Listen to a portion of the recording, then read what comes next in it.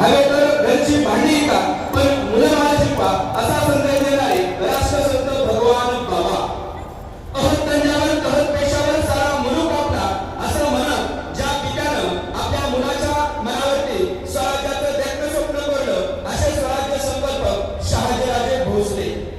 आज ज्या युगपुरुषाकडे पाहिल्याच्या नंतर प्रत्येक आईला असं वाटतं असा मुलगा आपल्या पोटी जन्माला यावा असा स्वयंप्रथम राजा शिवछत्रपती.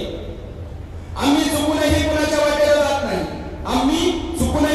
वाटेला जात नाही, परंतु आमच्याच वाटेवर गेल्यास त्याच्याच वाटेवर जाऊ त्याची वाट लावण्याशिवाय परत येत नाही हा इतिहास सांगणारे छत्रपती संभाजी महाराज.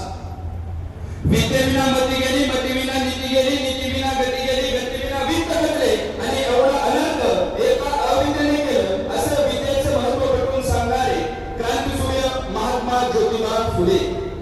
पुण्यामध्ये जाऊन दादा पेशव्यांना खणकावून सांगणारे गड किल्ले हे माती आणि दगडांचे बांधायचे नसतात, तर गड किल्ले हे छातींच्या बुरुजांचे बांधायचे असतात आणि छातीच्या बुरुजांचे गड किल्ले बांधण्याचं सामर्थ्य इथं असणाऱ्या पेशव्यांमध्ये नाही तर इथं असणारा बहुजन समाज आहे असं सांगणारे आरक्षणाचे आद्यजनक श्री राजश्री शाहू महाराज.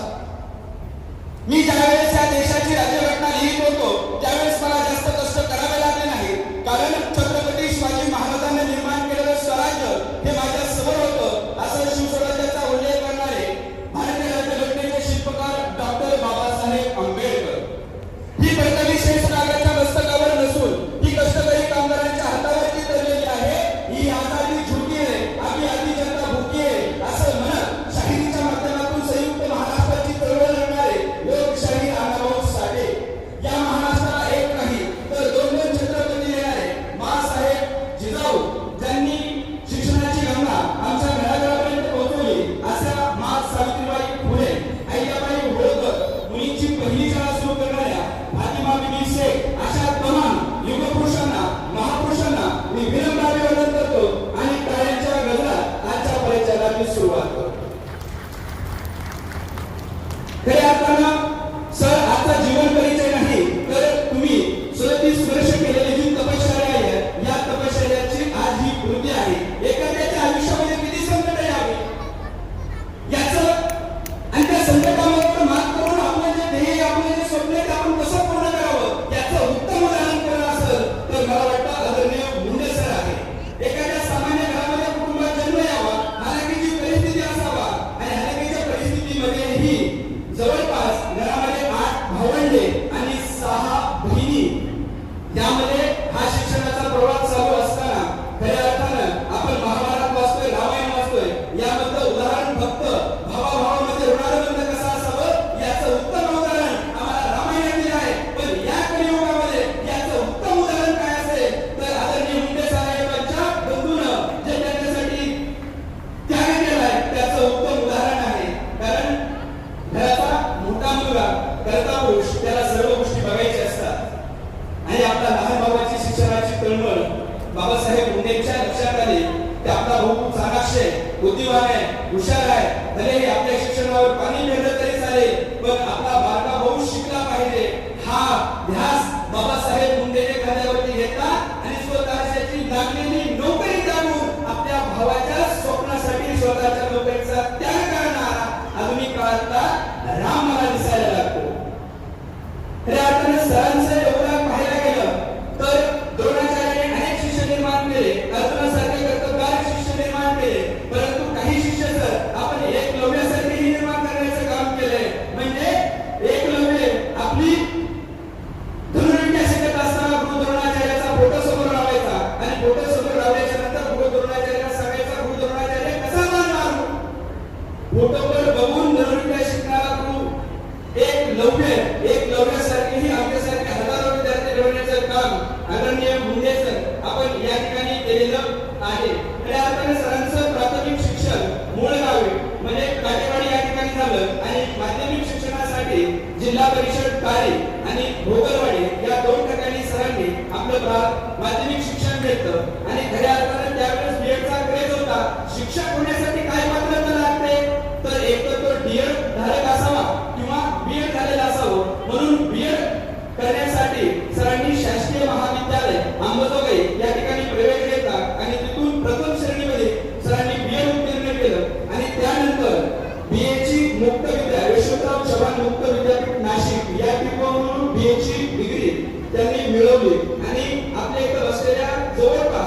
90% लोकांना एक विषय आवडत असेल तो म्हणजे गणित आणि त्या गणितामध्ये 150 पैकी 148 मार्क घेणारे आदरणीय मुंडे सर म्हणजे सक्षम म्हणजे गणिताविषयीची असणारी त्यांची आवड गणिताविषयी असणारं त्यांचं प्रेम आपल्याला त्यांच्यामधून दिसायला येतं आणि खऱ्या अर्थानं हा शिक्षणाचा रंग चालवत असताना अनेक शिष्यांना मार्गदर्शन करण्याचे काम मुंडे सरांनी केले. आता कसारी गावचा आपल्या सर्वांना परिचित असेल संतोष बडे हा PSI पदावरती आहे. त्याचा प्रवास रोज सकाळी त्याला गाडीवरती बसवायची शिक्षणाची आवड नव्हती परंतु शिक्षणाची आवड निर्माण करून देण्याचं काम कुणी केलं असेल तर आदरणीय मुंडे सरांनी केलं. त्याला एक दोन पासून सर्व बेरीज वजाबाकी भागाकार गुणाकार शिकवण्याचं काम मुंडे सरांनी केलं आहे. म्हणून आज ज्यावेळेस तो गावाकडे येतो त्यावेळेस मुंडे सरांचे पदस्पर्श शिवण्याशिवाय जात नाही. आज म्हणतो आहे सर मला विषय तुम्ही दिलेली जी काय आहे ती गुरुदक्षिणा आहे. तुम्ही त्यावेळेस जर माझ्या शिक्षणाचा प्रवास सुरू केला नसता तर मी माझ्या आयुष्यात घडलोच नसतो. असे काही उदाहरण आपल्याला या ठिकाणी सांगता येतील की सरांनी विद्यार्थी त्या ठिकाणी घडवलेले आहे. आणि खऱ्या अर्थानं 1987 म्हणजे वयाच्या अवघ्या 20व्या वर्षी सरांचा विवाह झाला. तरी पण देखील शिक्षणाची जिद्द होती आवड होती ती शांत बसू देत नव्हती आणि विवाह झाल्याच्या नंतर दुसऱ्याच वर्षी सरांचं या ठिकाणी शिक्षक म्हणून सरांची निवड झाली. खरं तर 1988 ते 2026 म्हणजे जवळपास 37 वर्षाचा हा आपला शैक्षणिक कालखंड आहे. म्हणजे 1988 ते 89 हा कालखंड बोरगाव या ठिकाणी सरांनी घालवलाय. त्याच्यानंतर 1989 ते 89 मंगळूर या ठिकाणी 1991 ते 1997 काटेवाडी या ठिकाणी सरांनी काम केलं आहे. 1997 ते 1998 या कालखंडामध्ये नागलगाव या ठिकाणी सरांनी आपली सेवा बजावलेली आहे. त्यानंतर 1998 ते 2004 हुपळी या ठिकाणी मुख्याध्यापक म्हणून सरांनी काम केलेलं आहे. यानंतर 2004 ते 2012 गटसमन्वय महाराष्ट्र शासनाच्या सर्व शिक्षण अभियानाचं नेतृत्व धारूर तालुक्याचं आदरणीय सरांकडे होतं. याही ठिकाणी त्यांनी चांगली काम त्या ठिकाणी केलं आपल्याला पाहायला मिळतं. 2012 ते 2023 काटेवाडी ते प्राथमिक पदवीधर शिक्षक म्हणून सरांनी या ठिकाणी काम केलं आहे. आणि 2023 ते 2026 दिंडोरी येथे केंद्रीय मुख्याध्यापक पदाची आतापर्यंत आजपर्यंत म्हणजे 30 जून 2026 पर्यंत सरांनी या ठिकाणी सेवा केली आहे. सरांच्या हाताखालून आज अनेक क्षेत्रामध्ये विद्यार्थी यशस्वी झालेले आहेत. मग ते सामाजिक क्षेत्र असेल राजकीय क्षेत्र असेल शैक्षणिक क्षेत्र असेल कृषी क्षेत्र असेल या सर्व क्षेत्रामध्ये उत्तुंग बाहेर विद्यार्थ्यांनी घेतले. त्यांच्या पाठच्या बघा आपल्याला महाभारतामध्ये भगवान श्रीकृष्णाने एक कर्मवादाचा सिद्धांत सांगितलेला आहे. तुम्ही कर्म करत राहा फळाची अपेक्षा करू नका. तुमचं कर्म जर चांगलं असेल तर तुम्हाला फळ मिळण्याशिवाय राहणार नाही. याचं उत्तम उदाहरण म्हणजे मुंडे सर आहेत.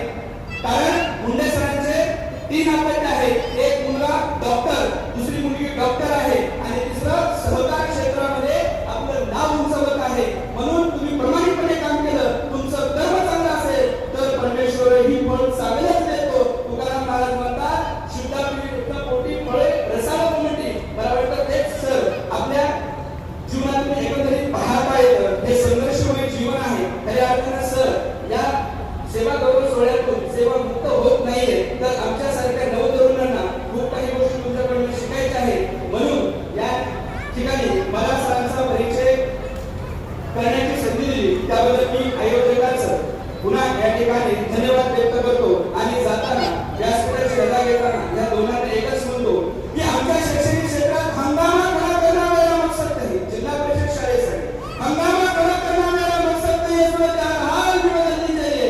आप मेरे सीने में हो आप सबके सीने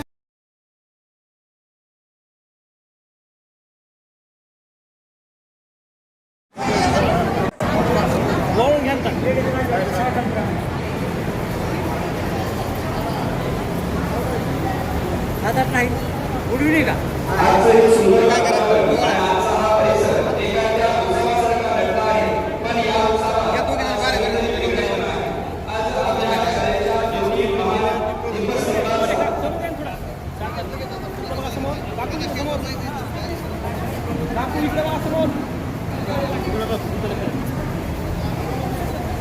पत्रकार संघाचे अध्यक्ष माननीय बंडूजी भेंडेकर आणि अध्यक्ष अमोल डोंगरे या दोन्ही मंडळांना मी या ठिकाणी विनंती करतो की आपण व्यासपीठावरती स्थानापन्न व्हायचं आहे. अमोल डोंगरे आणि मनोज खंडेकर या दोन्ही कारण शैक्षणिक क्षेत्र असो, राजकीय क्षेत्र असो, सामाजिक क्षेत्र असो, वर्तमानपत्राच्या माध्यमातून सर्व माहिती देण्यात आपण शैक्षणिक दिसे आला असता आपल्याला भविष्य करण्याचे व्यासपीठावरती स्थानापन्न व्हायचं आहे.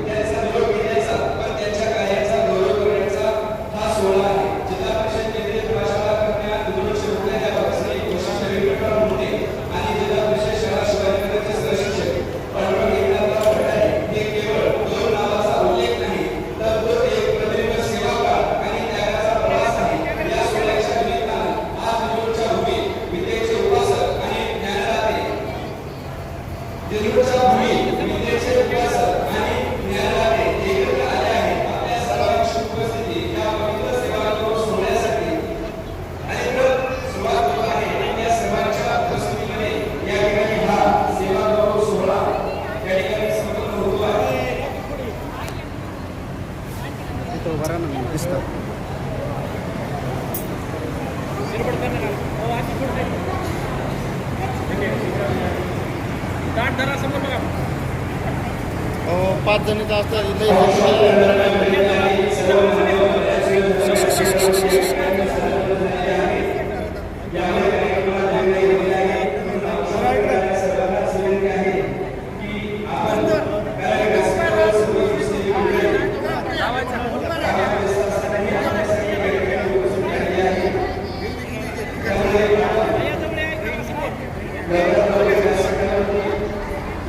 नंबर 1 क्लिअर ह्याच्यामुळे यायला उजेडामुळं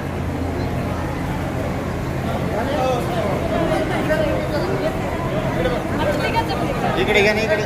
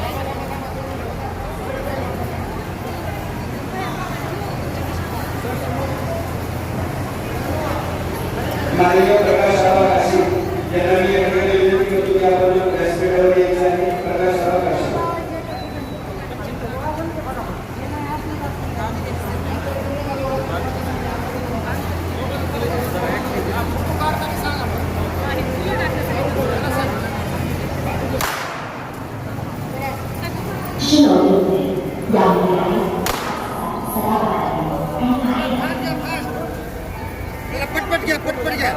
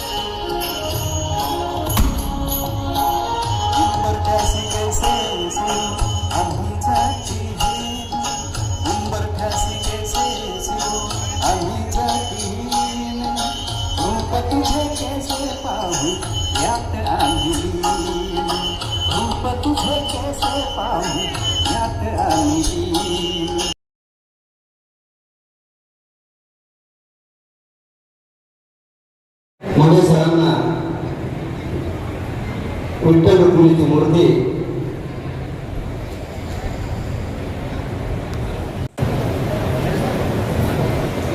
व सन्मानपत्र दिंडोरी केंद्रातील सर्व शिक्षक बांधव आदर गट शिक्षण अधिकारी कार्यालय माजलगाव यांच्या वतीने देऊन त्यांचा सन्मान करण्यात येत आहे. आणि दुसरे सत्कारमूर्ती